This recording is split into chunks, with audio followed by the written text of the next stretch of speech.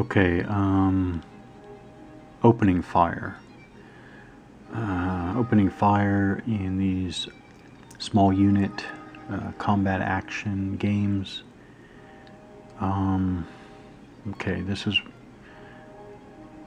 all about, I'll just say where I don't really want to see, I'll even say excessive. I won't even say I don't want to see, I'll say I don't want to see excessive design for effect and or abstract. Well, I'll say and abstraction. Don't want to see excessive design for effect or abstraction. So let me give this example. A designer might say that, okay, might say a soldier's here, here's the enemy's over here. Okay, let's say it's 200 meters, make it even. This design, or let's say the designer says, here's a leader. And the designer says that without the leader, the soldier will not open up fire until the enemy gets to within 120 meters. Whereas if the leader is present, I'm doing a quick calculation. Okay, this soldier will now open up at 280 meters, so almost 300 meters.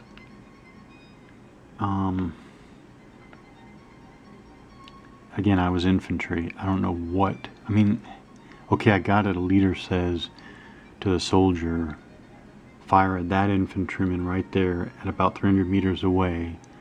Sure, the soldier's going to do it. It's hard to imagine the soldier wouldn't do that. But that's an odd thing to be, I don't know, trying to design in. Let's take the leader away. Let's just talk about an individual soldier. There are two things that I would prefer be modeled than that one. However true that may or may not be. Well, okay, there is some truth to it, but I just don't know how important that is. Okay, individual soldier, enemy is advancing, right? If the weapon is effective to, again, let's say, we'll say independent of the effective range of the soldier's individual weapon. If the enemy is spotted way out at a long range, the soldier is obviously doesn't want to, I would say that in this case, doesn't want to waste ammo on low probability shots. Okay, I got that. But then the enemy is going to get to a certain range where it's still a long shot, but the chance of hitting has gone up. Then the soldier is going to be more apt to take the shot as compared to waiting for the enemy to get really close. I'm talking 100 meters or less. But anyways, it's not that simple. There are two dynamics I want to. So one is my infantrymen firing. The thing that is going on is, does the soldier who could open fire want to draw attention to himself? There's that dynamic, however that's modeled. I'm not saying I know how to model it, but there's that factor as far as when the soldier opens up. What I'm getting at is, there's a point at which the enemy is so close that opening fire, while the chance of hitting may be going up, which is good, the chance of drawing enemy fire is also going to be high. So, and then let's not even talk about nervousness of the enemy, of the enemy's proximity. Now, to put it really, really blunt, 200 meters away, the fear and panic of the enemy's proximity, relatively low. Get to 175, 50 meters, relatively higher. That's going to be relatively higher. But again, it's funny how our games, so this designer and this in combat veteran, the soldier alone isn't even going to open up, isn't even going to open up at 160 meters, let alone 200 meters. Now again, maybe the designer is designing for the ground and the circumstances of these battles, these firefights, but I don't want that.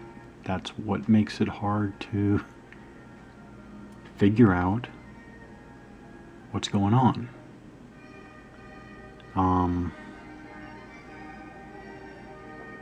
And in any case, it doesn't matter. It's still going to be, this is unnecessary abstraction and design for effect.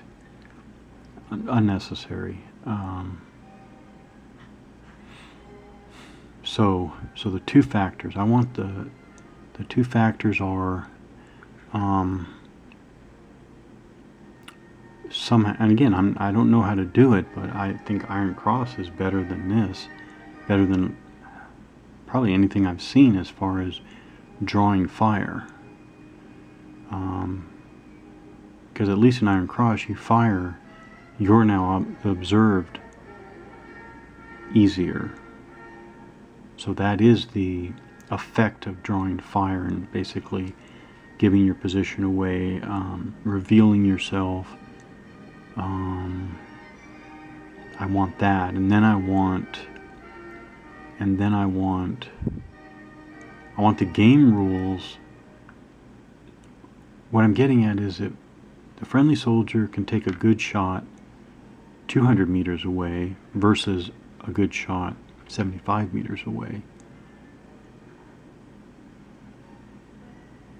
Take the good shot 200 meters away.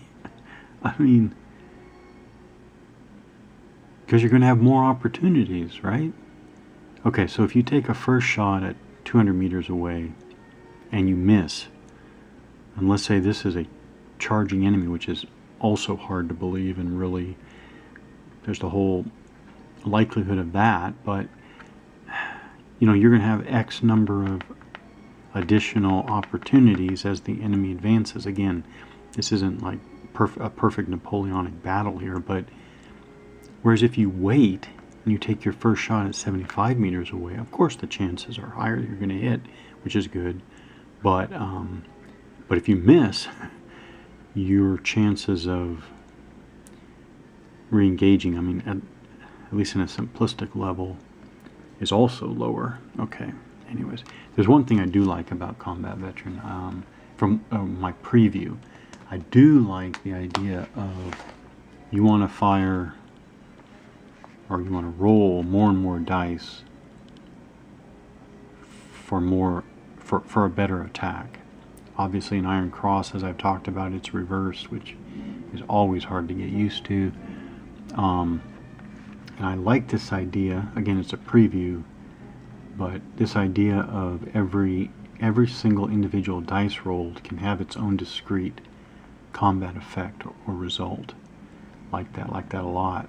It's almost like this combat system should be put onto Iron Cross, so that, see, it's kind of interesting, right? Your infantryman and combat veteran has a combat value of 2, rolling 2 dice base without modifiers. I mean, I guess in Iron Cross, your infantryman has 4, so it's a double. So it's almost like if you halved, anyways, if you adjusted it, so if you halved the combat results for Iron Cross but used the combat system of Combat Veteran, that'd be interesting.